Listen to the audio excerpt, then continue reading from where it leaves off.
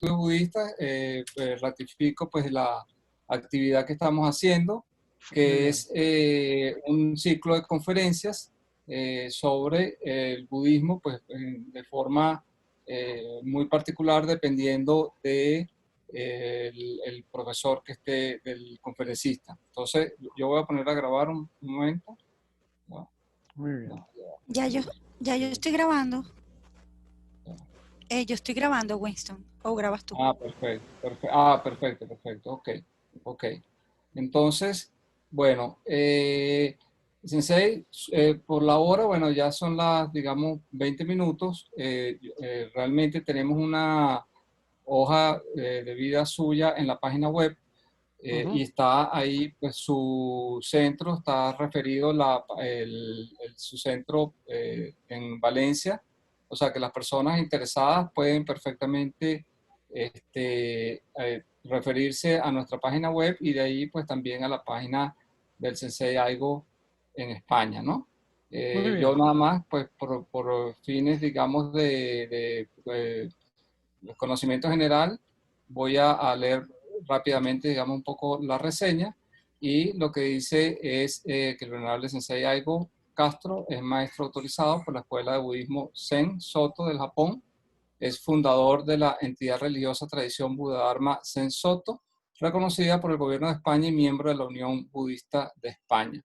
Obtuvo un grado con honores en estudios budistas de la Oficina Central del Budismo Zen Soto del Japón, Sotoshu Sumucho, 1996 al 99, así como un máster con distinción en estudios budistas por la Universidad de Sunderland, en Reino Unido, en el 2011. Y desde hace más de 30 años, el Sensei Aigo Castro imparte cursos, seminarios y conferencias sobre budismo zen y budismo en general en diversas instituciones académicas y confesionales de España, Europa y América Latina. Entonces, Sensei, muchísimas gracias y dejo de usted los espacios para la conferencia de hoy que, bueno, está de más decir que es muy interesante. ¿Cuánto tiempo tenemos, señor Velasco? Sensei, puede ser 45 minutos a una hora, dependiendo de su disponibilidad, y después dejamos unos 20 minutos a 30 minutos de preguntas y respuestas. Ese es el formato estándar, ¿no? El formato normal del instituto, supongo. Correcto. El formato Muy son bien, 45 estupendo. minutos a una hora de conferencia y Bien, después una sesión de preguntas y respuestas.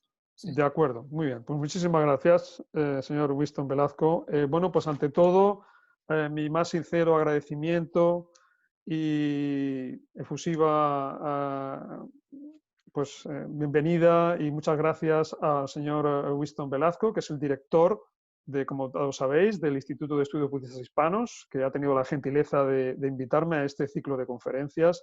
Y también quiero agradecer a la venerable Shinji Tirado, que es la responsable del Centro Zen de Bogotá, en Venezuela, que también a través de ella, pues bueno, pues hablando con conversaciones varias, pues ya me invitó en una ocasión pasada a la celebración del WESAC, que tuvimos ocasión de celebrar también virtualmente. Y a partir de ahí, bueno, pues surgió la posibilidad de hacer este tipo de experiencias, de conferencias. Así que muchísimas gracias a Winston, señor Winston, y a Shinji Tirado, y también a todas las personas del Instituto de Estudios Budistas, especialmente al venerable Nandi Sena, Bhante Nandi Sena, que bueno, pues tiene una gran sabiduría, un gran conocimiento teórico y práctico de la tradición del Buda. Y bueno, pues les puedo considerar a ustedes muy afortunados, realmente, por ello. Bien, el señor Winston Velasco me comentó la posibilidad de hacer una o dos conferencias. Digo, bueno, pues se me ocurrió hacer un tema que se podía tratar en dos conferencias, ¿de acuerdo? Y pensé que podría ser interesante, bueno, pues el funcionamiento, la naturaleza de la mente y su funcionamiento desde dos puntos de vista, según la tradición del Zen. Desde el punto de vista de la mente aflictiva, es decir, la mente que sufre y produce sufrimiento, y lo contrario, la mente liberada, iluminada o exenta de sufrimiento, ¿de acuerdo? Entonces, en esta primera conferencia vamos a tratar este primer tema, la mente aflictiva, su naturaleza y su funcionamiento, y en la siguiente conferencia, la próxima semana, pues trataremos la mente liberada, la mente iluminada, según la tradición del Zen. Y cuando digo tradición Zen, me refiero, ante todo, voy a ser muy concreto, a la tradición Yogacara, que, como supongo saben, es una escuela de Dharma Mahayana. Voy a hacer una pequeña introducción a la escuela Yogacara por si alguien no la conoce, no sabe, no tiene noticia de ella. Es una tradición mahayana que, bueno, se desarrolló a partir de diferentes sutras de la tradición de los agamas. Los agamas son el equivalente de los Nikaya, de la tradición en lengua pali, que seguro conocéis muy bien a través de la enseñanza Theravada que seguís, y también de la Abhidharma de la escuela Sarvastivada. ¿De acuerdo? La escuela Sarvastivada fue muy influyente, muy importante en un cierto momento, en varios siglos, y dejó una impronta muy destacada.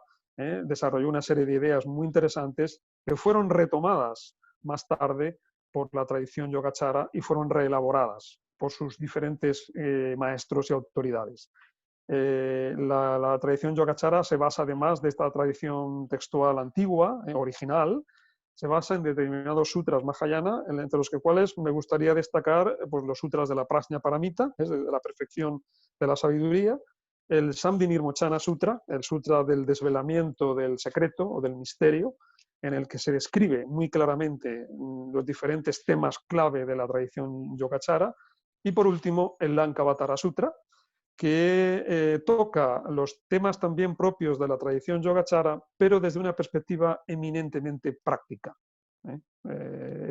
Si el Samdhinirmochana Sutra es el Yogacara en principios, expresado en principios muy complejos, muy profundos y muy sutiles, el Lankavatara Sutra expresa lo mismo, pero en términos eminentemente prácticos, yógicos, ¿no? Es la perspectiva del yogi o de la yogini, del practicante de meditación, ¿no? Que trata de liberarse de los engaños y realizar su verdadera naturaleza de una manera directa por sí mismo. ¿De acuerdo?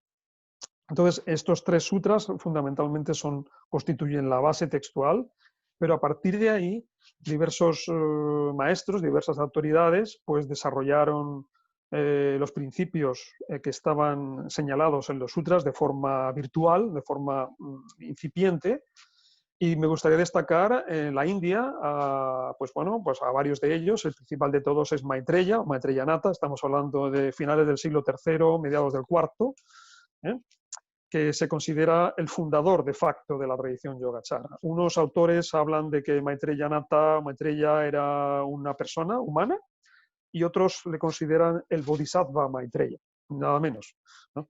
Que fue el que inspiró de alguna forma al siguiente maestro de la tradición, el fundador, es Asanga, que seguro conocéis, estamos hablando principios del siglo IV, finales del IV, y después también su hermano Vasubandhu, ¿de acuerdo? Que al principio no era seguidor del Mahayana, pero por influencia de Asanga, pues entró en el Mahayana, ¿no? Estos tres autores, Maitreya, Asanga, Vasubandhu, se constituyen como el corazón, la esencia de la tradición Yogacara. Fueron los que escribieron, redactaron los principales tratados de la escuela, los que le dieron su carta de definición y de comentario más extenso, ¿de acuerdo? Más detallado. A partir de ellos, bueno, pues surgieron diferentes comentaristas, diferentes exégetas, ¿no? Que matizaron y, bueno, criticaron algunos aspectos muy sutiles de la enseñanza, pero en esencia el corazón, el meollo de la tradición Yogacara está en Maitreya, Asanga, Vasubandhu. Me gustaría destacar a Dharmapala, que también fue el autor de una obra muy importante de la tradición Yogacara, que luego sería traducida al chino por Xuanzang, introducida en China. Sería el origen de la tradición Yogacara en China. Y luego está Stiramati, que ya es otro autor más tardío, del siglo V, VI aproximadamente, que fue un gran comentarista, ¿de acuerdo? Fue el que comentó de una manera muy exhaustiva, muy precisa, muy detallada, diversas obras de Asanga y de Vasubandhu, ¿no? Y por último, me gustaría señalar a Shilabhadra, que es del siglo VI, mediados del VI, mediados del VII, que fue el abad, que era el principal autoridad en el monasterio de Nalanda, en el norte de la India, y fue el maestro de Xuanzang, el famoso monje peregrino chino y viajero y realmente traductor, por supuesto, gran, eminente, que estudió con Shilabhadra durante bastantes años, creo unos 14, 15 años, nada menos, y fue quien introdujo la tradición Yogacara en China, ¿no? Con sus traducciones y sus comentarios. Otro autor de origen indio, Paramartha, que estamos hablando pues finales del siglo V, mediados del VI aproximadamente, también introdujo la tradición del Yogacara en China de una manera diferente, otra vertiente distinta.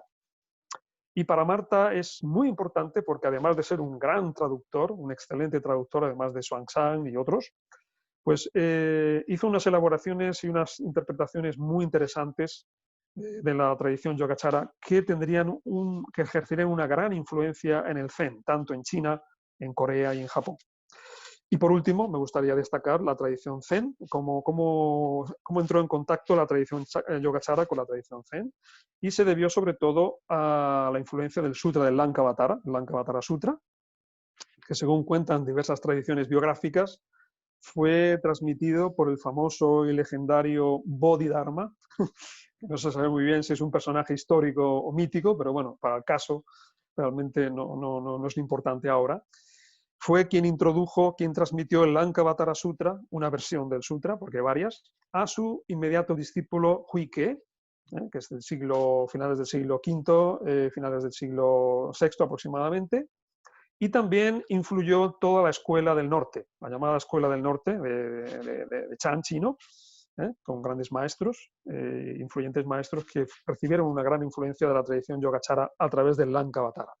Como podéis imaginar, no es de extrañar porque, como he dicho antes, el Lankavatara Sutra es el sutra que explica, que describe con gran detalle la práctica meditativa para realizar la naturaleza de la mente, ¿no? Y liberarse del sufrimiento.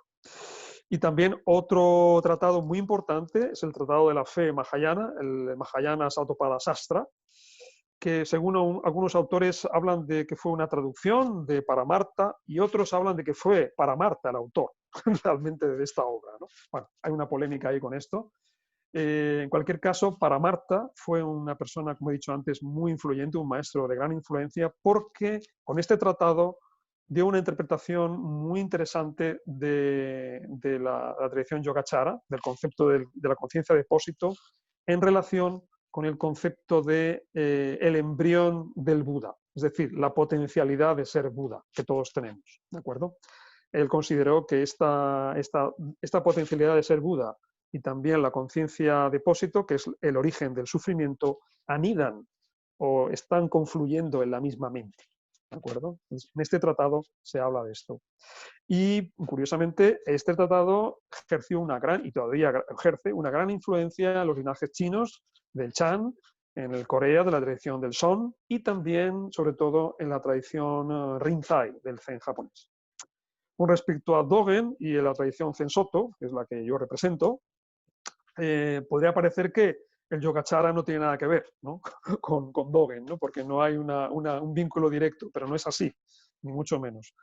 He estado estudiando durante un tiempo las obras de Dogen y de su sucesor Keisan, y puedo deciros que realmente una de las claves fundamentales para entender el pensamiento de Dogen radica en entender la tradición Yogacara, ¿de acuerdo? O sea, si no entendemos el Yogacara, muy probablemente no podremos entender de qué estaba hablando Dogen con sus obras. Bien, lo dejo ahí como una brevísima introducción histórica a la tradición Yogacara y vamos a pasar ahora a nuestro tema principal, que es la mente aflictiva, ¿no? Lo que voy a tratar de responder en esta conferencia, en este breve tiempo, es, bueno, ¿por qué sufrimos? ¿Cuáles son las causas de nuestro sufrimiento? ¿No? Y por supuesto, seguro que, bueno, pues seguro que ya lo sabéis, porque todos sois practicantes de Dharma, todas las personas que estéis aquí escuchándome, más o menos tenéis experiencia teórica y práctica del Dharma del Buda, así que sabéis de qué se trata, ¿verdad? De hecho, bueno, el principal cometido de la enseñanza del Buda es justamente esa, ¿no? Explicar por qué sufrimos y explicar la liberación de ese sufrimiento. Ahora bien, ¿en qué se distingue esta enseñanza de otras? Pues en lo siguiente, y es que el análisis que hace la tradición Yogacara de el origen, la causa del sufrimiento y de su posible solución es tremendamente sofisticada, ¿de acuerdo? Es muy refinada, muy detallada, desarrollaron un sistema muy complejo de análisis epistemológico, es decir, para el Yogacara la raíz del sufrimiento radica en una distorsión de la conciencia, una distorsión cognitiva de la conciencia, ¿de acuerdo? Sufrimos porque no observamos, no reconocemos y no interactuamos con nosotros mismos, otros seres y el mundo de una manera correcta, de una manera real, ¿de acuerdo? Lo hacemos de una manera totalmente errónea, ilusoria, francamente defectuosa, muy defectuosa. Y este es el origen, la raíz de todo nuestro sufrimiento, nuestros problemas, no solamente en nuestra vida actual, sino también en las vidas futuras y también en las vidas pasadas. Entonces, bueno, me gustaría haceros una breve introducción a dos temas clave de la tradición Yogacara. El primero es el de las 8 conciencias, que seguro probablemente ya conocéis por alguna lectura, alguna conferencia, algún texto. Y también vamos a ver, después de un análisis breve de las 8 conciencias, el proceso de la mente aflictiva, ¿de acuerdo? La mente que sufre y que produce sufrimiento. Es decir, vamos a ver primero en qué consiste esa mente aflictiva, qué es, de qué está hecha, ¿de acuerdo? Cuáles son sus factores constitutivos y después vamos a ver cómo funciona, es decir, cómo sufrimos, cómo nos lo montamos tan mal, ¿de acuerdo? Para seguir sufriendo. Como sabéis, los que estudiéis el Abhidhamma Pali, la tradición Theravada, bueno, pues se plantean una serie de conciencias, normalmente 6 conciencias, 5 conciencias sensoriales ligadas a los sentidos materiales, físicos, y una 6ª conciencia mental. Ahora bien, la tradición Yogacara hizo un análisis muy detallado de la conciencia, basándose en análisis previos de la Abhidharma, Sarvastivada, y llegó a plantear 8 tipos de conciencia, 8 conciencias, ¿de acuerdo? Primero están, como he dicho antes, las 5 conciencias sensoriales, que constituyen por 5 bases, son los órganos sensoriales, el ojo, oído, nariz, lengua, cuerpo. ¿No? Luego están los 5 objetos sensoriales, las formas visibles, los sonidos, los olores, los sabores y los objetos tangibles.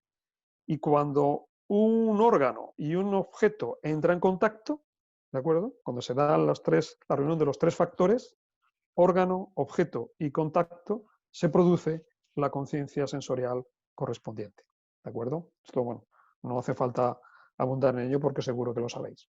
La 6ª conciencia funciona exactamente igual. La única diferencia es que su base es el órgano mental y los objetos de los que se ocupa, en los que se centra, son los objetos mentales, ¿de acuerdo? Los objetos mentales pueden ser, pues bueno, pensamientos, ideas, sentimientos, recuerdos, memoria, partes del cuerpo también, estados mentales meditativos, o sea, como habéis estudiado el Satipatthana Sutta, los objetos, cuando el cuarto fundamento son los dharmas, ¿no? Los dhamma, pues ahí está incluido también los objetos mentales. La 6ª conciencia funciona básicamente observando los contenidos cognitivos de las 5 conciencias sensoriales y de los objetos mentales. Es decir, simplemente se limita a darse cuenta, ¿de acuerdo? A tener noticia de que, ahora siento esto, caliente, frío, un color rojo, un sonido chirriante, agradable o desagradable, así, ¿no? Ahora me estoy acordando de algo, ¿de acuerdo? Pum, ya está. Hasta aquí, aparentemente, no hay ningún problema. Todo va bien, ¿no? Pero hay una séptima conciencia que se le llama conciencia pensante contaminada o conciencia pensante aflictiva, klistamanas o klistamanoviñana. Disculpadme si tengo que decir alguna vez algún término, algún palabrejo sánscrito y tal, pero bueno, seguro que me disculparéis porque estáis habituados a ello. Y si no, pues me lo preguntáis en el tiempo de preguntas y lo aclaramos. De todos modos, he procurado reducir los términos sánscritos al mínimo, ¿de acuerdo? O sea que tranquilos. Bien, esta conciencia pensante contaminada o aflictiva, ¿de acuerdo? Es muy interesante porque constituye de alguna forma la manifestación, ¿no? el aspecto manifestado de nuestro sufrimiento, ¿no? Esta conciencia participa siempre de una noción de que hay un yo inherente, ¿de acuerdo? ¿No? Y está siempre asociada a 4 contaminaciones fundamentales. La contaminación de la opinión del yo, ¿no? Es decir, la creencia, ¿no? El punto de vista que cree en un yo como tal. Luego está el siguiente aspecto, la siguiente contaminación, que es la querencia del yo, es decir, el aferramiento, el deseo, el amor por el yo, ¿no?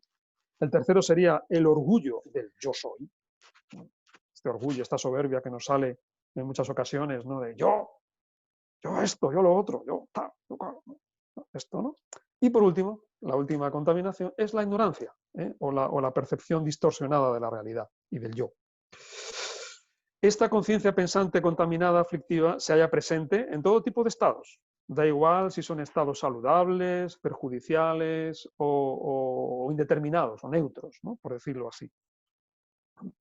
Y también hay que tener en cuenta que se halla ausente, es decir, no está en aquellos actos que están vinculados con la práctica del Dharma, con el camino, dice Asanga, actos que efectúan el camino, ¿de acuerdo? Está ausente también en el logro de cesación de la conciencia, el Nirodha Samapati, que es un estado muy raro de la mente, muy sutil de la mente, donde no hay ningún tipo de conciencia sensorial. Entonces ahí también está ausente este estado de yo. En el nivel, por supuesto, de los arahats, de los liberados, o de aquellos que han finalizado el aprendizaje, y también está presente en esa conciencia que cesa en el instante entre las 6 conciencias, ¿no? Cuando acaba una de las 6 conciencias, hay un instante siguiente antes de que aparezca la conciencia del yo, que también está sin conciencia del yo. Es decir, que esa conciencia de sin yo también está presente en nuestro continuo mental, de alguna forma, ¿no? Sin darnos cuenta, por supuesto. Y por último, está la octava conciencia, la llamada conciencia depósito o almacén, alaya viñana, que bueno, pues he tratado de resumir aquí, ¿no? Las características de esta conciencia. Es un poco difícil porque los datos están esparcidos por muchos textos, por muchas enseñanzas y bueno, un poco difícil, pero bueno, he procurado sintetizar aquí quizá lo más destacado para lo que nos interesa ahora, ¿no? Bien, esta conciencia depósito se le llama depósito, ¿no? Precisamente porque contiene todas las semillas impregnadas por los residuos latentes de todas las 7 conciencias que hemos hablado antes, ¿de acuerdo? Es decir, todos nuestros actos de conciencia, de visión, de audición, de pensamiento, etcétera, ¿no? Están impregnados de una serie de residuos, de una serie de remanentes, ¿de acuerdo? Ya sean saludables o perjudiciales o indeterminados, da igual, y todo eso no se pierde, no desaparece en la nada, sino que queda acumulado en esta conciencia depósito, ¿de acuerdo? Y todo esto es de nuestras acciones pasadas, ¿no? Y esto queda ahí en estado latente. Veremos luego cómo queda en estado latente, en estado de semilla. Esta conciencia también se le llama conciencia resultado, ¿no? Y también conciencia de apropiación, debido a que acumula, por la acumulación de dichos residuos. Como he dicho antes, no los pierde, no desaparecen, sino simplemente quedan ahí en estado latente, en estado virtual, por decirlo así, y por eso esta conciencia se los apropia, ¿no? Tengo que decir en este sentido que la conciencia del yo, esta séptima conciencia, esta mente contaminada, aflictiva, es el objeto de la conciencia depósito, ¿de acuerdo? ¿no?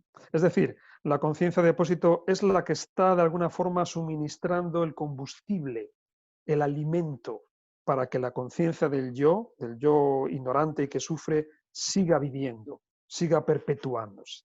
¿De acuerdo? Esto es muy importante, ¿no? Bien, además de esto, es una conciencia, la conciencia de depósito, es éticamente indeterminada, ¿eh? Aunque ocasionalmente surgen simultáneamente con ella factores mentales saludables, perjudiciales o indeterminados. También no es ni placentera ni dolorosa, aunque también, del mismo modo, ocasionalmente surge la conciencia alaya en combinación con sensaciones de placer, de dolor o neutras. Esta conciencia surge en instantes, en corrientes de instantes de conciencia, ¿de acuerdo? Pero no es una sola cosa, no es singular y tampoco es eterna, ¿de acuerdo? No es permanente, ¿no? Y tampoco es una especie de mónada, ¿no? de unidad metafísica absoluta, ¿no? de ente absoluto, ni mucho menos, ¿no? Aquí también aprovecho para decir que no es una mente colectiva universal, ¿de acuerdo? Porque seguramente alguien habrá leído algún artículo, algún texto donde habla de la identidad, de la conciencia depósito, alaya viñana y el inconsciente colectivo, postulado por Jung, o otros autores, otros psicólogos y tal. Bueno, tengo que deciros que lo siento mucho, pero no tienen nada que ver con esto, ¿de acuerdo? O sea, alaya viñana es una conciencia individual. Cada ser tiene su propia conciencia depósito. Cada uno de nosotros, cada uno de vosotras, cada uno de los seres tiene su propia conciencia depósito, individual. No hay nada aquí no hay ninguna base aquí para hablar de una conciencia universal, colectiva, tal. No, en absoluto.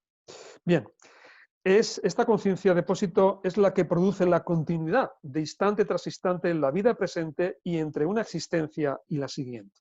¿De acuerdo? ¿Cómo lo hace? Básicamente, pues esta conciencia alaya, esta conciencia de depósito se extiende, impregna todo el cuerpo, ¿de acuerdo? De todas las partes de nuestro cuerpo, tanto externo como interno, todos los órganos, todas las células, todos los sistemas, todos los elementos, ¿no? que constituyen nuestro cuerpo durante la existencia, y se retira, durante el momento de la muerte, esta conciencia se retira del cuerpo, ¿de acuerdo?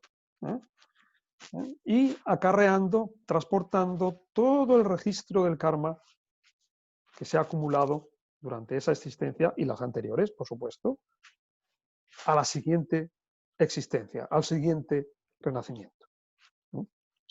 Es esto. Por eso, por ejemplo, el Samdhi Nurochana Sutra habla de que alaya impregna todo el cuerpo. No hay ninguna parte del cuerpo que no esté presidida por alaya, dice muy claramente el sutra. Entonces se refiere a esto. Esta conciencia de depósito es la que produce el vínculo entre la acción cometida en el pasado y su efecto experimentado en el presente. No importa si entre una acción pasada y su efecto presente transcurre, yo qué sé, puede transcurrir un minuto, una hora, un día, un año, 10 años, 30 años, 3 vidas, 10 vidas, no importa. Alaya, la conciencia de depósito, registra esa conexión entre causa y efecto. ¿De acuerdo? Muy bien. Se asocia con los 5 factores mentales siempre presentes activos, los sarvatraga. Aquí los abidámicos se pondrán muy contentos. Alaya se vincula siempre con el contacto, sparsa, sensación, vedana, volición, chetana, percepción, sanya y atención, o atención aplicada, ¿no? Manaskara, ¿de acuerdo? Siempre está presente. Estos 5 factores, como bien sabéis, los que estudiáis Abhidhamma, están siempre presentes en la conciencia. Da igual si la conciencia está dormida, despierta, en meditación, sin meditación, no importa. Estos 5 conciencias siempre están presentes. Y alaya la conciencia de depósito está siempre asociada a estos 5 factores. Alaya, la conciencia de depósito, es la raíz de todos los factores, de todos los dharmas contaminados, por tanto, es la raíz de la producción del mundo de los seres sensibles. Ya sabéis que en el Dharma, en la Abhidharma también se habla de dos tipos de mundos: el mundo de los seres vivos, de los seres sensibles, ¿no? Todas las existencias que tienen conciencia, ¿no? Y tienen sensibilidad. Y hablan también del mundo receptáculo, ¿no? El Vajana Loka, el Sattva Loka, el Vajana Loka. El mundo receptáculo es el mundo de los bosques, de los ríos, de las montañas, de los lagos, de los desiertos, de los lugares, de las ciudades, ¿no? Los lugares de donde se habita, ¿no? Todo lo que no son seres vivos, ¿de acuerdo? Bien, pues Alaya es la raíz tanto de la producción del mundo de los seres sensibles como del mundo receptáculo, ¿no? Y también es la raíz del condicionamiento mutuo de todos los seres, ¿de acuerdo? El hecho de que todos los seres de alguna manera nos influenciamos mutuamente, nos condicionamos mutuamente. ¿Por qué? Porque lo que yo veo también lo ves tú, lo que yo oigo también lo oyes tú, lo que a mí me parece bien, a ti también te parece bien o lo contrario. En fin, estamos condicionados mutuamente unos a otros, ¿de acuerdo? En este sentido, el acto de producción del mundo receptáculo tiene que ver, bueno, pues lo que ya comentó Vasubandhu en la Abhidharma Kosa, ¿no? El mundo de los seres, el mundo receptáculo, no es el producto de una divinidad, ¿de acuerdo? De un dios creador, Ishvara, dice Vasubandhu, ¿no? Ponedle Ishvara o Dios Todopoderoso, lo que queráis. No, es el resultado de las acciones de los seres, ¿de acuerdo? Cada ser, cada karma, el karma de cada ser produce el mundo de los seres y el mundo que se habita en esos seres, que habitan esos seres. Esta conciencia depósito es la naturaleza de la verdad del sufrimiento en el presente, ¿de acuerdo? O sea, si queréis saber por qué sufro en el presente, cuál es la razón del sufrimiento del presente, estudiad Alaya. Y también es la que produce la verdad del sufrimiento en el futuro, ¿de acuerdo? Es decir, es el sufrimiento presente que se está experimentando en el presente y también lo que produce que haya una verdad del sufrimiento en el futuro, una primera noble verdad en el futuro, ¿de acuerdo? Y también es lo que produce la verdad del origen del sufrimiento en el futuro, ¿no? También es lógico, si produce la verdad del sufrimiento en el futuro, también va a producir su origen, su originación, su causa, ¿de acuerdo? Alaya, o la conciencia de depósito, es la que contiene las semillas de las raíces saludables conducentes a la liberación y a la visión penetrante, a vipassana o vipassana, ¿de acuerdo? Y a todo lo que es, tendencias hacia la acumulación de mérito, de sabiduría, las prácticas que ayudan a purificar la mente de impurezas, de contaminaciones y de sus residuos, ¿de acuerdo? O sea que también Alaya tiene esas tendencias. En este caso, esas tendencias no participan de la naturaleza contaminada y contaminante de Alaya, ¿de acuerdo? Son independientes, están aisladas, ¿no? Separadas. Están coexistiendo con las otras, pero no son idénticas, ¿de acuerdo? Por otra parte, es lógico, porque si no, ¿cómo podría haber liberación? ¿Cómo podría haber iluminación? ¿Cómo podría haber nirvana? Sería imposible, ¿no? El nirvana tiene que de alguna forma, no producirse, pero sí el movimiento hacia la liberación tiene que surgir de nuestra mente contaminada, de nuestra mente ignorante y sufriente. No puede salir de otro sitio, realmente. Bien, pues todo esto que hemos hablado, estas 8 conciencias, se pueden catalogar como viñana, el término genérico de viñana, aunque hay una clasificación diferente entre chitta, manas, viñana, pero bueno, vamos a dejarlo eso para más adelante. Viñana, ¿qué significa viñana? Es su prefijo sánscrito vi, es el equivalente al prefijo latino di, que significa dividir, discriminar, disociar, ¿no? Distinguir, ¿de acuerdo? Es lo que produce división, dualidad, ¿no? Partición. Por tanto, estas 8 conciencias se definen como una frase, una expresión muy típica de la tradición Yogacara, como solo construcciones de la conciencia. Viñapti matra, son solamente construcciones, son solamente elaboraciones de la conciencia, ¿no? Así que bueno, pues ya hemos hecho un pequeño resumen de lo que es Alaya, y las 7 conciencias restantes. Este es el campo de nuestro sufrimiento. Estos son los elementos de nuestro sufrimiento. Este es el terreno en el que estamos inmersos y en el que estamos sufriendo y produciendo ilusión y también algún que otro pensamiento saludable y tal, pero bueno, mezclado con los otros, ¿no? Ese es el territorio en el que nos movemos día a día, noche y día, durante, como dicen los sutras y las enseñanzas del Buda, desde un tiempo sin principio.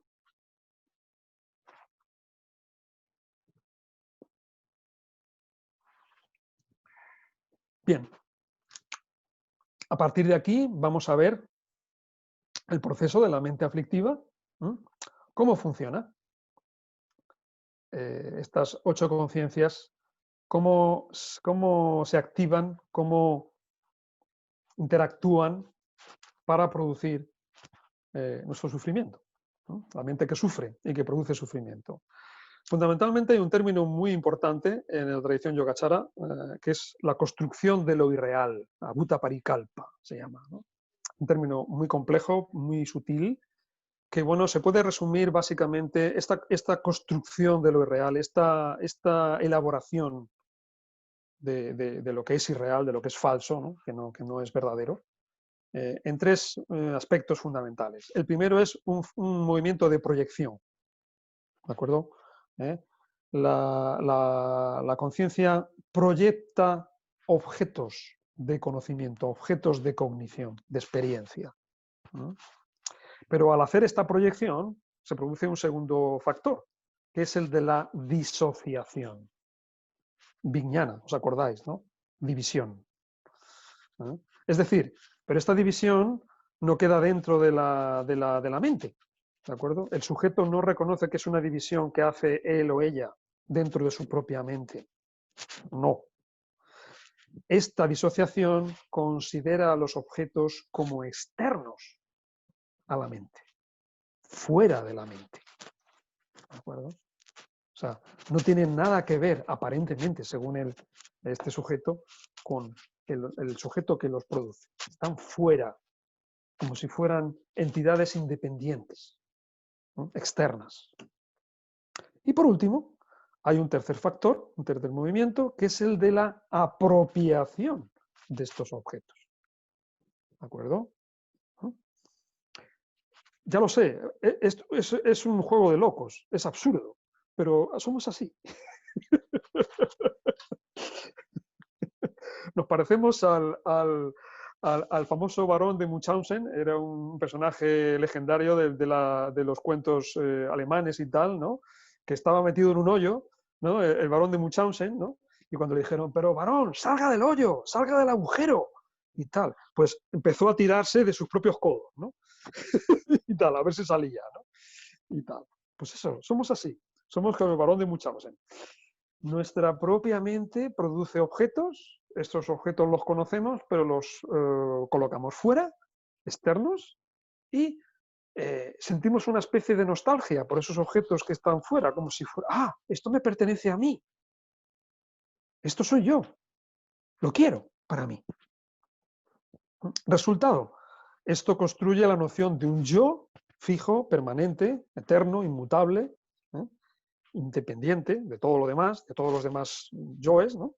Que posee una serie de objetos. Es decir, yo soy en cuanto poseo, ¿no? Esto es lo que las enseñanzas tradicionales del Dharma, de cualquier escuela, de cualquier tradición, en concreto la tradición zen, se habla de la contaminación del yo y de lo mío, ¿no? Cuando Dogen lo dice muy claramente, lo veremos en la siguiente conferencia, ¿no? O sea, la conciencia del yo y de lo mío es el principal obstáculo, principal problema. Pues esto es proyección, disociación, apropiación de estos objetos.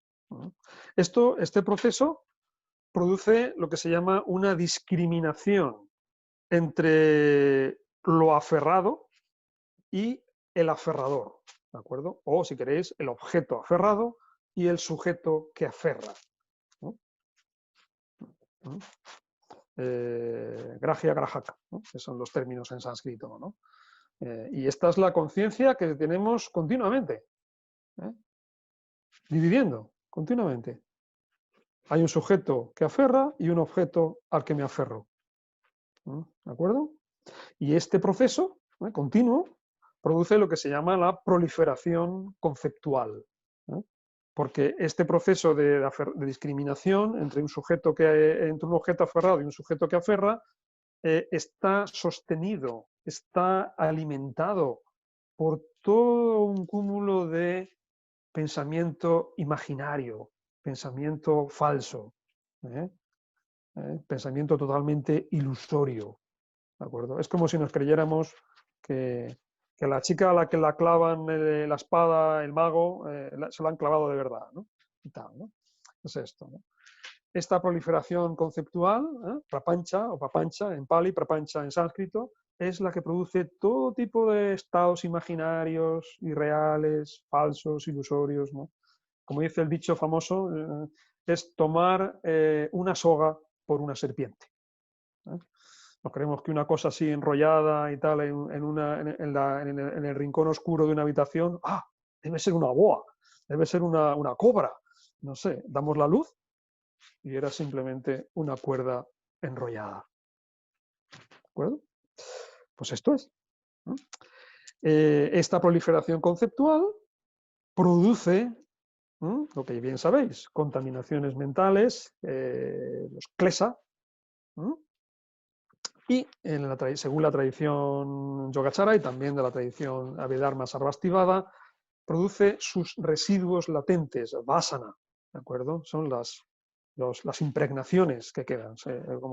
Como dicen los ejemplos clásicos, es como una caja, por ejemplo, de madera, ¿no? Donde se depositan varillas de incienso, ¿no? Durante un tiempo, ¿no? Está ahí la persona depositando varillas de incienso.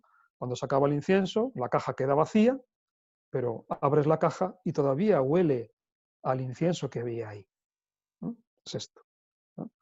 La caja sería la contaminación y el olor que queda cuando el incienso se ha eliminado es su residuo, su estado, su tendencia latente, ¿de acuerdo? Su residuo latente.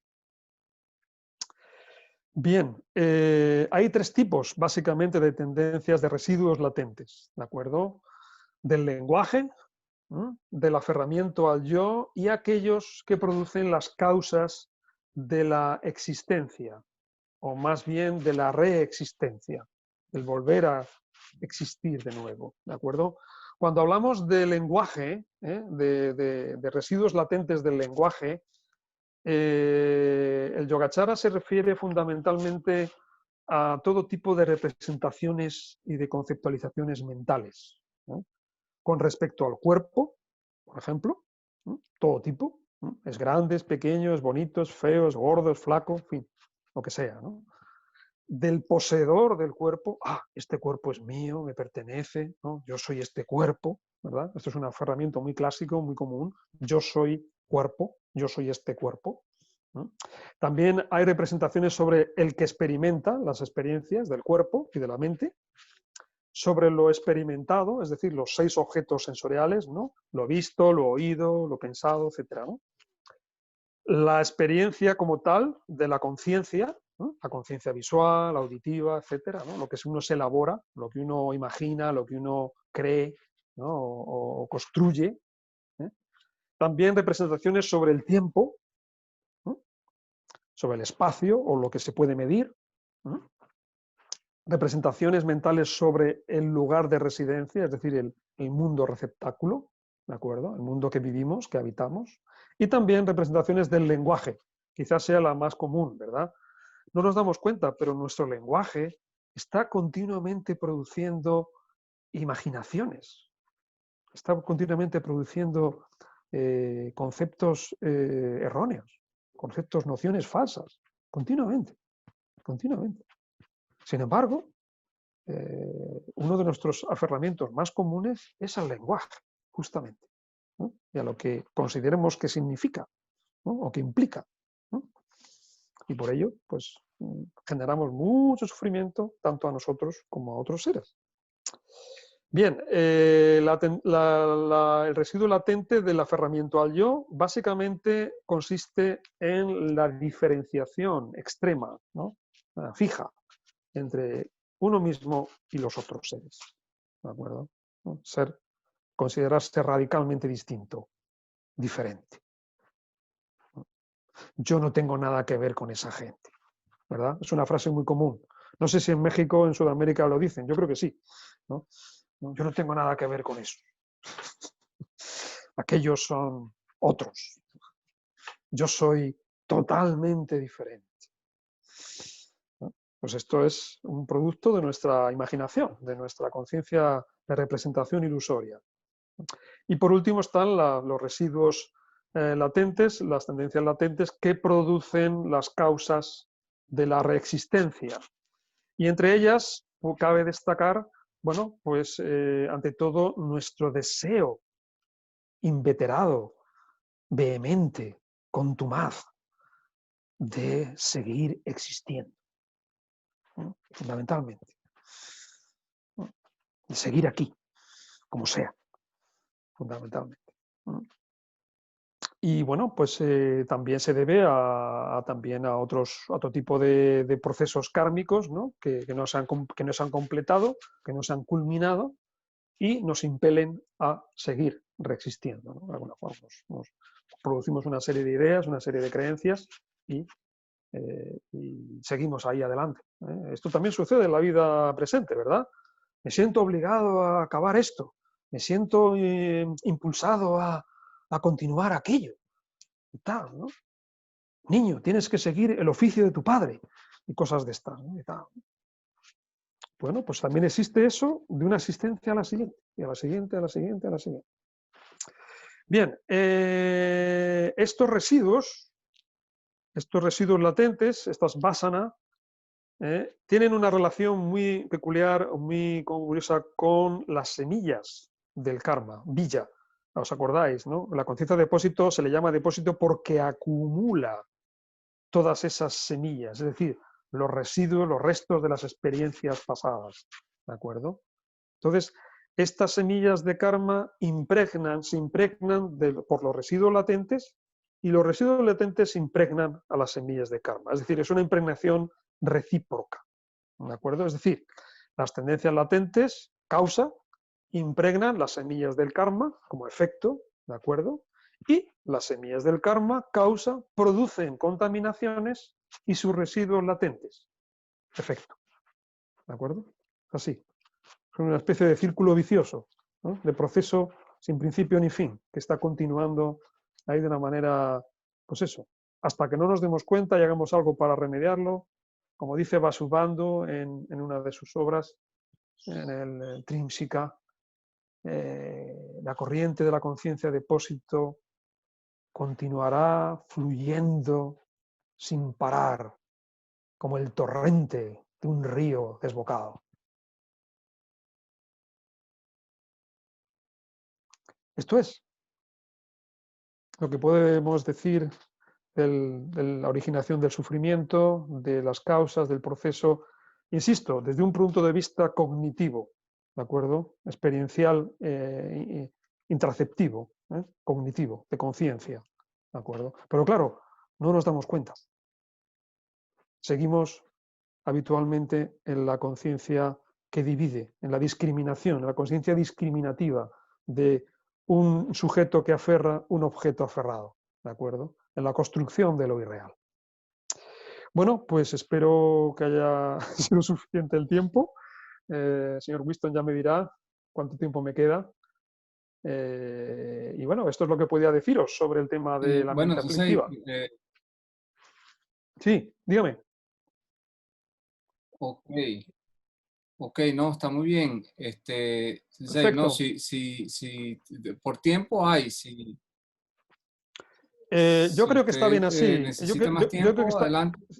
Yo creo que está Muy bien bien. así. Yo creo que quería hacer una especie de resumen muy concreto, muy específico. Y bueno, pues como es un tema muy complejo, muy amplio, pues quizá las preguntas ayuden a completar o a matizar lo que he dicho antes. ¿De acuerdo? Así que, bueno, pues estoy abierto a cualquier pregunta, a cualquier comentario que Correcto. quieran hacerme. Gracias.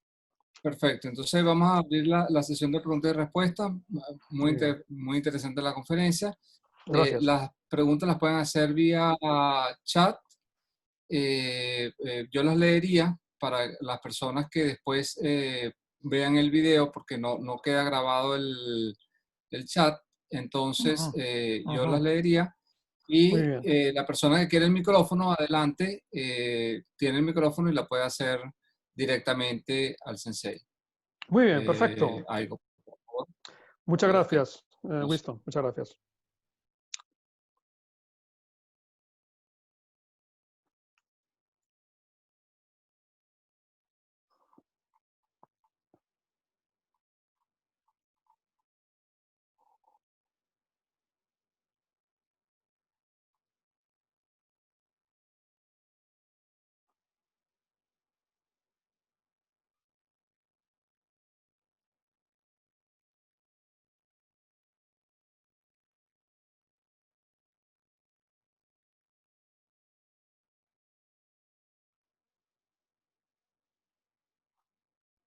sensei, bueno, mientras surge una pregunta, yo nada más quería Se han quedado todos. preguntarle, sí, que bastante para digerir y pensar, ¿no? Y reflexionar. Pero yo quería hacerle la pregunta sobre las semillas del karma. A mí no me Ujú. quedó muy claro el tema de las semillas del karma. ¿Qué fue lo que no Específica- entendió? Específicamente, ¿a qué se refiere las semillas del karma? Las semillas son los residuos latentes de las acciones que quedan depositados en la conciencia de depósito. Se convierten en semillas. Ok, y eso con las tendencias latentes es Entonces, diferente o esas semillas guardan una especie de relación causa-efecto con las contaminaciones que las han producido. ¿De acuerdo? Y cuando un residuo latente se deposita en la conciencia depósito que tiene un vínculo causa-efecto con esa semilla, la hace germinar.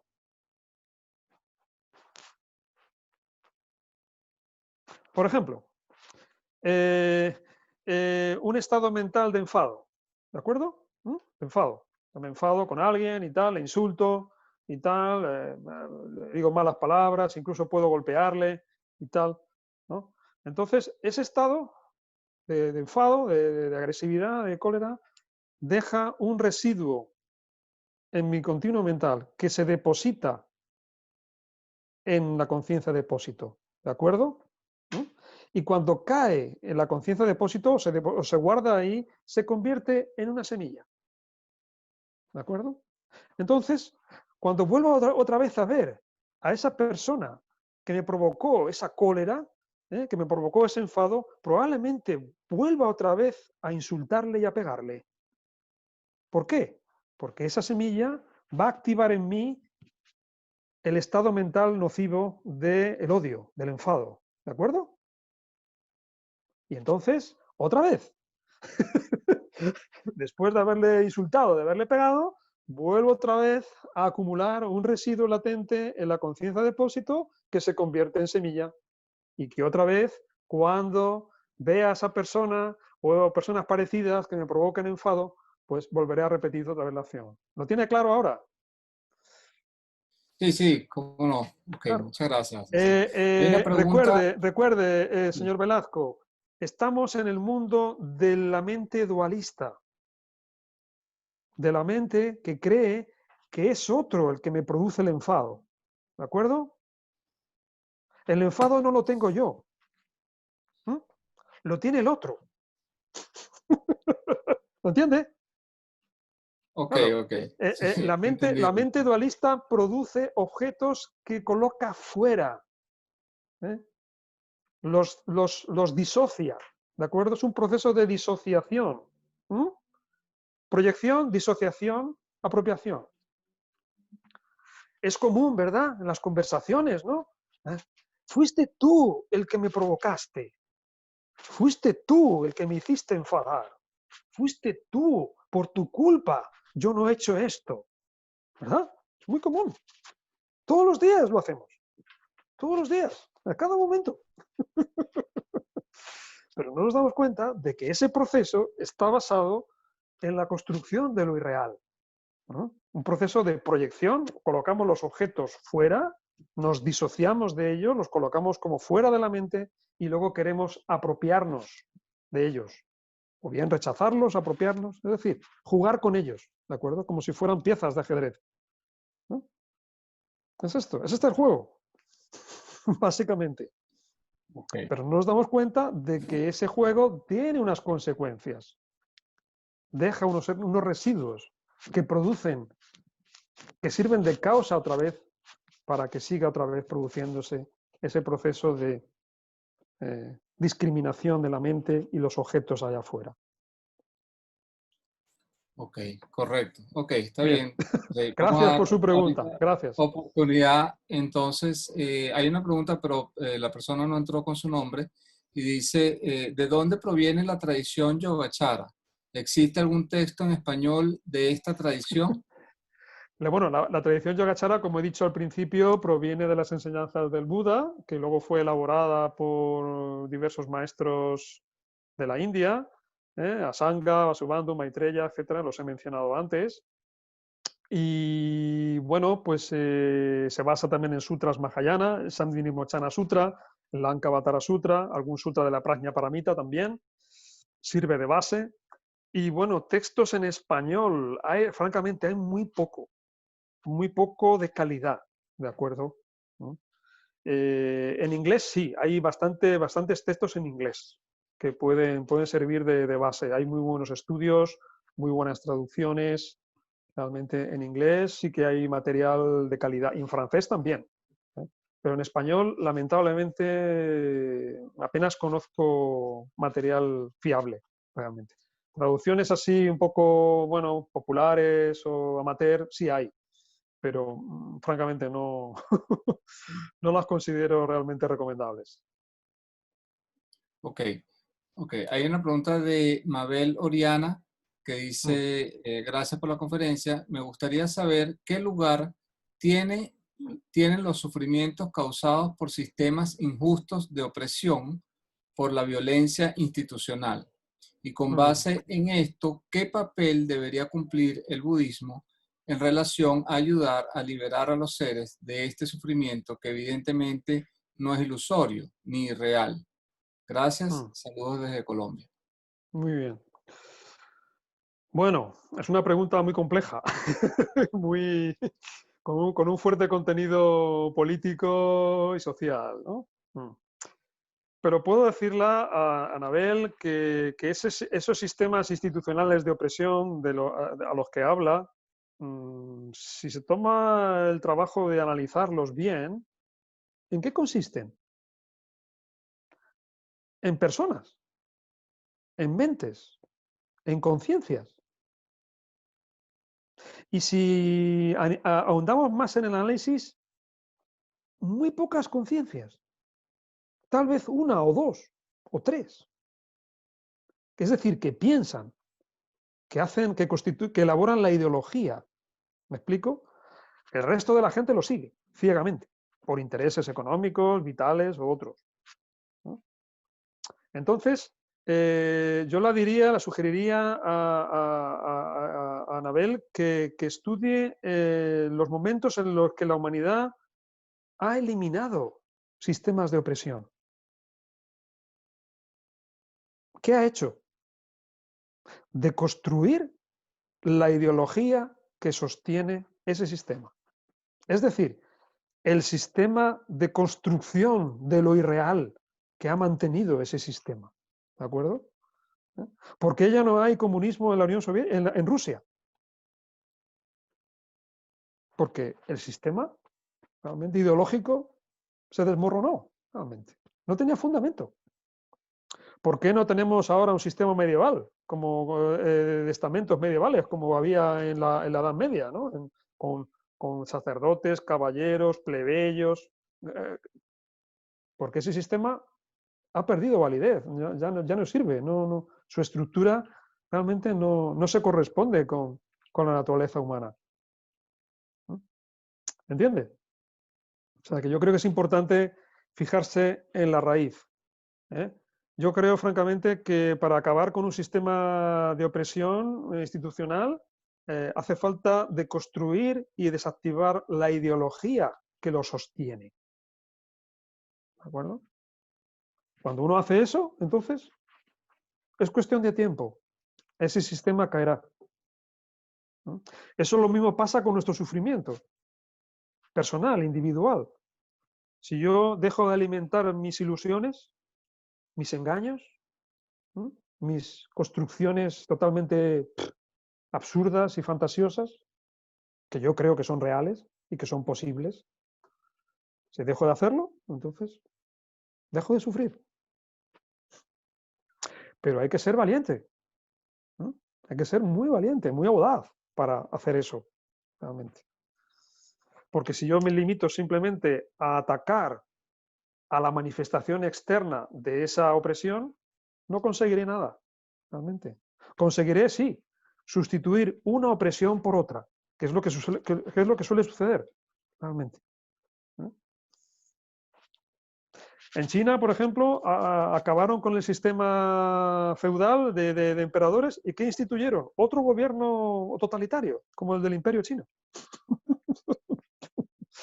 Al principio era muy para el pueblo, por el pueblo, pero en realidad lo que había era simplemente un sistema imperial, sin emperadores, por supuesto, era el presidente Mao y tal, y sus seguidores, pero era lo mismo, realmente. O sea que cuidado, eso sucede cuando no se cambia realmente el paradigma cognitivo, ideológico de un sistema.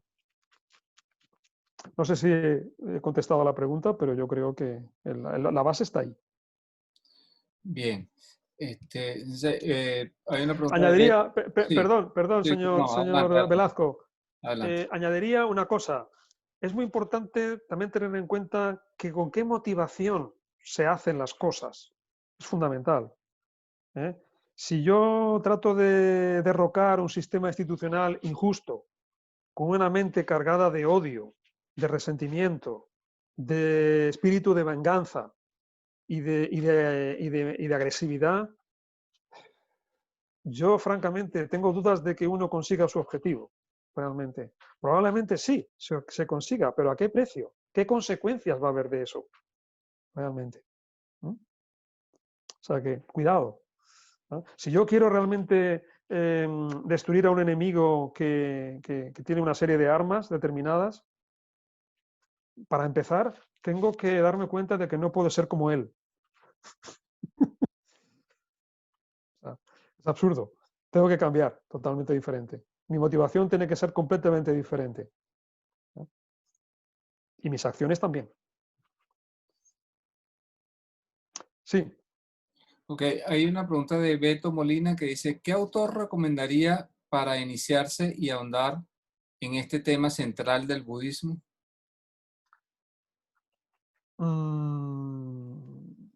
Yo empezaría recomendando por alguna obra de Vasubandhu, realmente. Y también que leyera algún sutra. Por ejemplo, el Lankavatara Sutra está muy bien. Es un libro extraordinario, ¿no? Realmente. Abre muchas puertas, ¿no?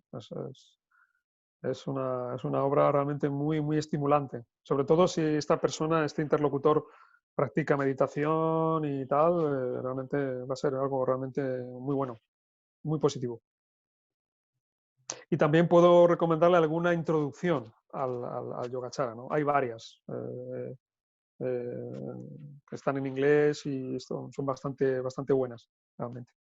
Entonces, Sencillas, sencillas. precisamente se empata la pregunta con se empata la pregunta con la siguiente persona que pregunta sobre un libro en inglés que pudiera recomendar sobre el Yogacara. Sí, pues podría recomendar, bueno, lo puedo decir ya, lo tengo, creo que lo tengo aquí. Lo tengo aquí a mano, realmente.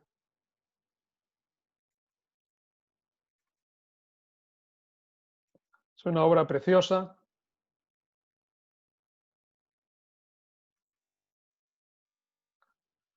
El título está en inglés, se llama Living Yogacara.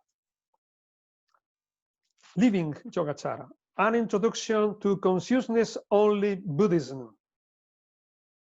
de Tagawa Sunei. Este señor, Tagawa Sunei, es un monje budista japonés, de un maestro de la escuela Hosso, es decir, de la escuela Vijnanavada o Yogacara del Japón, ¿de acuerdo?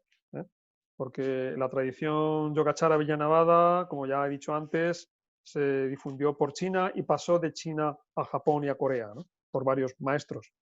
Y este señor es uno de los continuadores del linaje de la tradición Hosso, que todavía continúa. En China quedó extinguido este linaje, pero en Japón se conserva aún el linaje Hosso. Y esta obra está muy bien, realmente. Es una maravilla. Es muy sencilla, aparentemente, bueno, es más sencilla que un libro más complejo, ¿no? Pero introduce los principales temas del Yogacara de una manera muy amable, por decirlo así. Además está muy bien traducido del japonés por Charles Mueller, que es un especialista en la tradición Yogacara de Asia Oriental, realmente, y él lo emplea como libro de texto en sus clases, realmente, y está muy bien. Es una excelente introducción al Yogacara, realmente. Sencilla, entre comillas. Living Yogacara, An Introduction to Consciousness Only Buddhism. Tagawa Sunei. Ok, ¿Más Sensei. preguntas?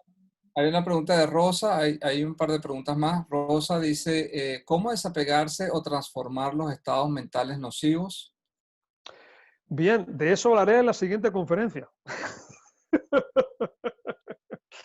Hoy he querido simplemente hablar de la mente aflictiva, de qué es y cómo funciona, y en la siguiente conferencia hablaré justamente de eso, ¿no? De cómo desactivar el proceso, ¿no?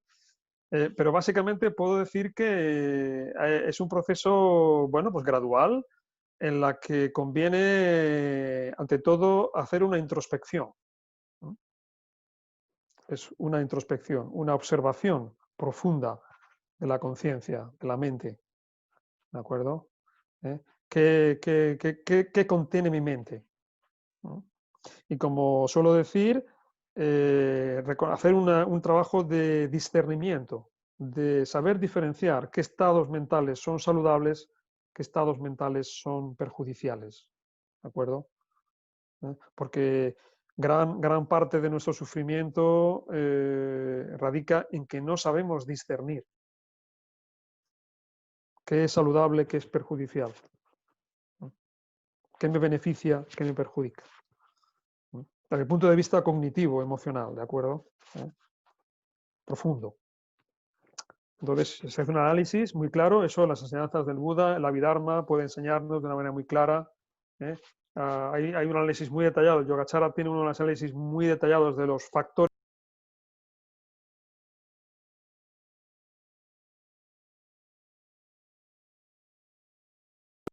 Perdón. Así que de eso hablaremos en la semana que viene. Y en ese proceso, pues también reconocer nuestra auténtica naturaleza, ¿de acuerdo? La auténtica naturaleza que somos, la auténtica conciencia que somos, ¿no? Pero de momento hay que empezar puliendo el espejo, que se dice en el Zen, de manchas, de polvo.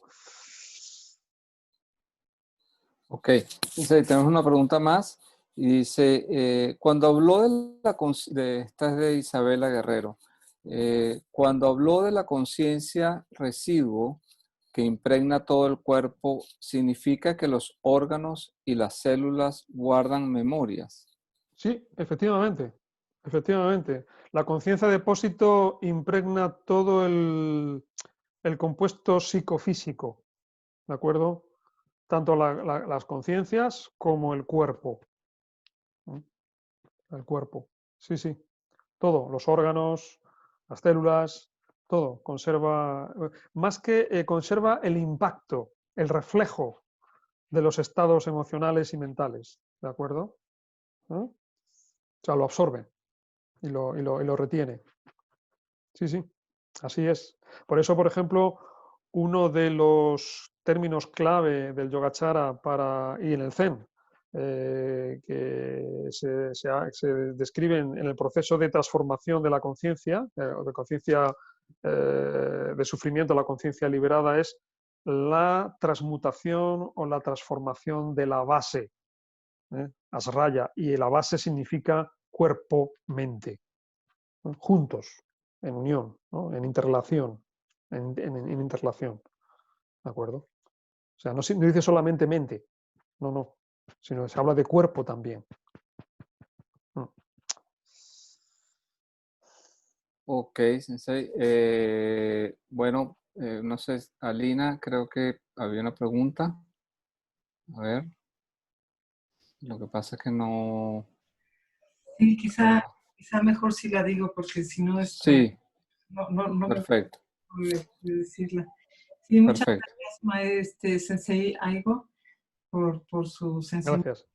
Gracias. Una pregunta. Estos dos últimas conciencias, porque bueno, como usted comentó, la conciencia, las 6 primeras son de las que están dentro de la rama Theravada, de la tradición Theravada. Estas dos últimas no podrían equipararse, bueno, una de ellas a la ignorancia y al deseo, porque usted comentó que No. Alaya Wiñana es la que suministra el combustible para que se siga perpetuando la existencia, ¿no? ¿No sería equiparable, digamos, no como depósito, sino como la ignorancia y el deseo, que son los que, bueno, según la tradición Theravada, son los que perpetúan de alguna forma el samsara? La ignorancia, Sí. más que nada con la conciencia número 7, que es de la pensante, ¿no? La contaminada o aflictiva. Sí y no. Es decir, justamente el Yogacara hizo este análisis más amplio de otras dos conciencias más, la conciencia pensante contaminada, aflictiva, y la conciencia depósito, justamente para hacer un análisis más refinado del proceso de la conciencia, ¿de acuerdo? No se puede equiparar a la ignorancia y al sufrimiento y al deseo, como se habla en la tradición Theravada, porque la ignorancia y el deseo los produce la conciencia, la séptima conciencia, los acumula la conciencia depósito, la octava, pero también la conciencia depósito, la octava conciencia, como he dicho antes, también es la base o la raíz de estados saludables, ¿de acuerdo? De la mente, de la tendencia que nos impulsa a cambiar, a mejorar, a transformar nuestra mente, a liberarnos de nuestro sufrimiento, a querer conocer las causas de nuestro sufrimiento y liberarnos de ella, ¿de acuerdo? Surge de Alaya también. O sea que no se puede equiparar, ¿de acuerdo? Así, de una manera neta, 100%, esto es esto. Yo creo que no. O sea, Alaya justamente tiene esa particularidad, ¿no? que es mucho más compleja, ¿no? Mucho más rica en matices, realmente. Por supuesto, que la raíz del problema está en Alaya, es indudable, eso es cierto. Eso es innegable, ¿no? O sea, todo el análisis no deja duda al respecto. Ahora bien, de Alaya hay que extraer los elementos, los factores saludables o válidos, ¿no? Para salir de Alaya, para transformar Alaya. ¿De acuerdo? Esto es como el preso que está en una cárcel, ¿no? Seguro que habéis visto la película La Gran Evasión, ¿verdad? Y tal, ¿no? ¿Qué hacen los presos para salir de la cárcel? ¿Qué usan? Lo que hay en la cárcel. ¿no?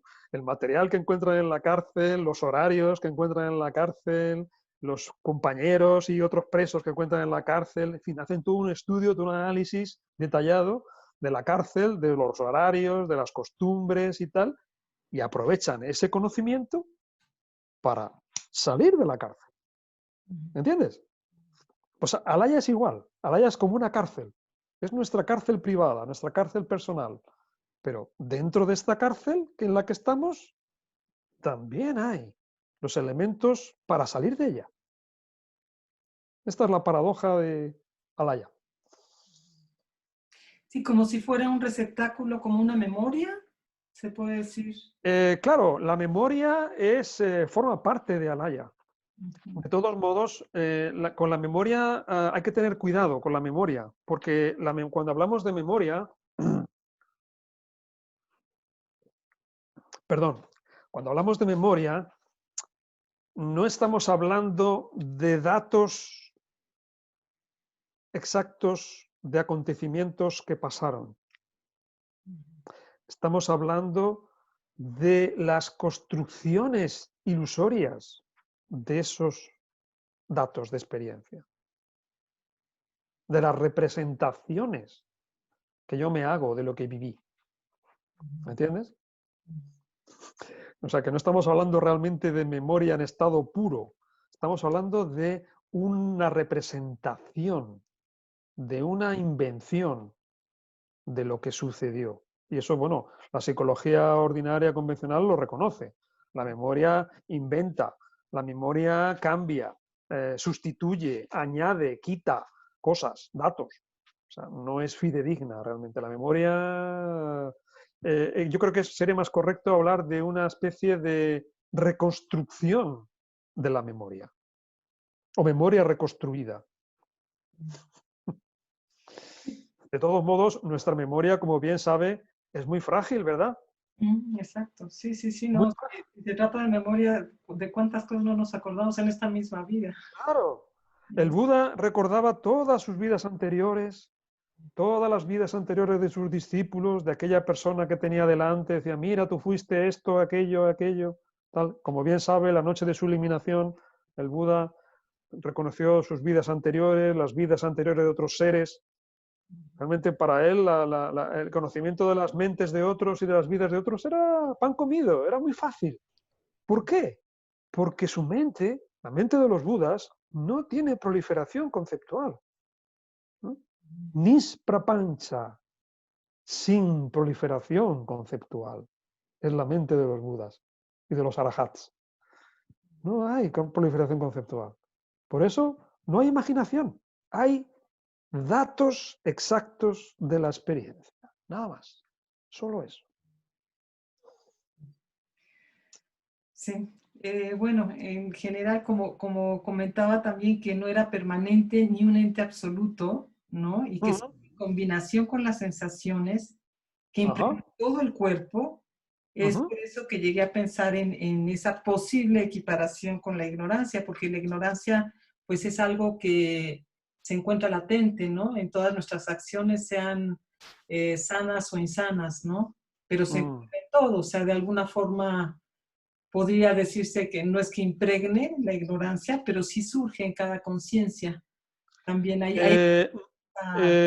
no surge en todas las conciencias, surge en la mayoría de las conciencias. ¿De acuerdo?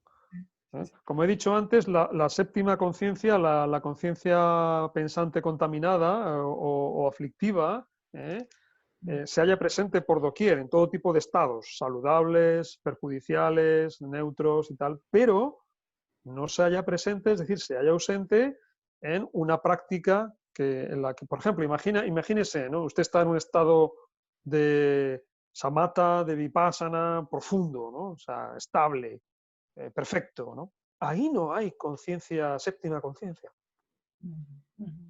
Ahí está libre, momentáneamente al menos, de conciencia ignorante, de conciencia sufriente. Está libre. No, realmente. Y en cada instante de conciencia, cuando cesan entre las 6 conciencias sensoriales, antes de que surja la conciencia del yo, ¿no? En ese instante también es libre. No hay conciencia del sufrimiento, conciencia del deseo, de la ignorancia. Pero claro, como es un instante tan infinitesimal, ¿verdad? Pues no nos damos cuenta. ¿Por qué? Porque estamos impregnados de la conciencia dualista que produce construcciones imaginarias, ilusiones, fantasías. Eso es lo que nos impide realmente ver, comprender. Cuando ustedes, por ejemplo, estudian el proceso de percepción según el Abhidhamma, es alucinante, ¿verdad? ¿Cómo puede darse esa sucesión de series de conciencia, las series Yavana, ¿no? Y tal, ¿no? Cuando el ojo percibe una forma o el oído percibe un sonido, en varias series, ¿no? 7 series o más series, ¿no? De las que ustedes estudian en el Abhidhamma, ¿no? Parece de ciencia ficción. Sin embargo, una conciencia purificada y en estado de calma profundo, de meditación profunda, puede darse cuenta de todo eso, realmente. Los grandes maestros, los grandes bodhisattvas o arahats o personas cercanas al estado de arahat, lo saben, lo experimentan.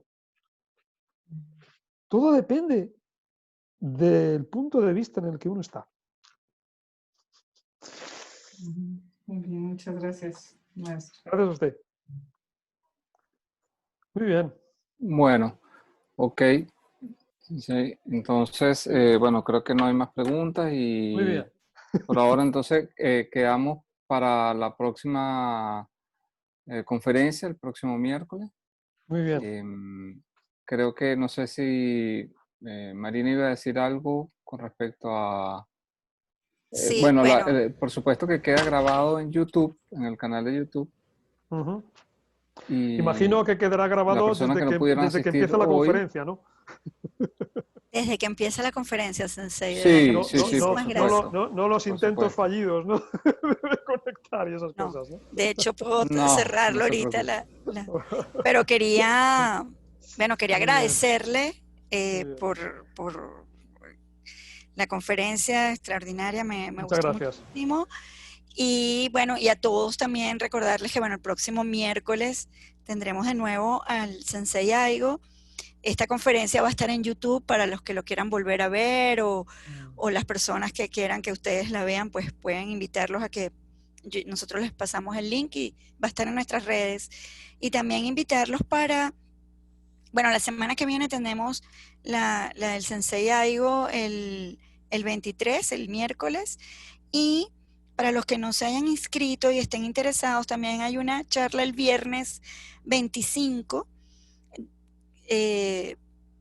Va a ser el venerable Nandi Sena que la va a dar, que se llama El tiempo y el espacio, la perspectiva del budismo, ¿no? Entonces, están todos cordialmente invitados a que se registren en la página web del instituto y también, bueno, seguirnos por el canal de YouTube y suscribirse.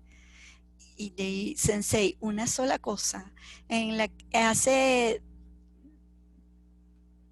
creo que una conferencia atrás, 2 conferencias atrás, el profesor Francisco Ramos recomendó un libro de usted sobre Dogen. Es el nombre. Está agotado. Está agotado. Y yo lo quería. Lo siento, está agotado. Pero no lo tiene, nada más está en físico. Mi pregunta era esa, si no está en internet. No sé si alguien lo habrá escaneado, no lo sé, pero creo que no. No, bueno, pero eso es ilegal, pero a nivel... si lo venden por... De todos modos, puede ponerse en contacto con la editorial Kairos, creo, y a lo mejor quedan ejemplares, a lo mejor de estos que le quedan así y tal, un poco sí, de reserva y tal. A lo mejor puede, si les pregunta y tal, a lo mejor tiene alguno. Ok, muchísimas gracias. Se llama Las enseñanzas de Dogen. Las enseñanzas. En las enseñanzas de Dogen, editorial Kairos. Sí, okay, sí. Muchísimas gracias. Bueno, pues gracias muchas gracias, Shinji-san. Muchas gracias. Muchas gracias, señor Winston Velasco. Muchas gracias, señor Tirado. Okay, muchísimas gracias. Muy bien. Gracias a todos todas por las participar. Personas que han participado en esta conferencia. Disculpadme, de verdad, perdón por el retraso, por el problema técnico. Prometo en la próxima conferencia no tener tanta torpeza para entrar en Zoom. Bueno, pues hasta pronto entonces. Muchísimas gracias. Hasta pronto. Que esté muy bien. Gracias. Gracias. Bueno, y a todos muchísimas gracias. Hasta la próxima. Hasta la próxima. Gracias.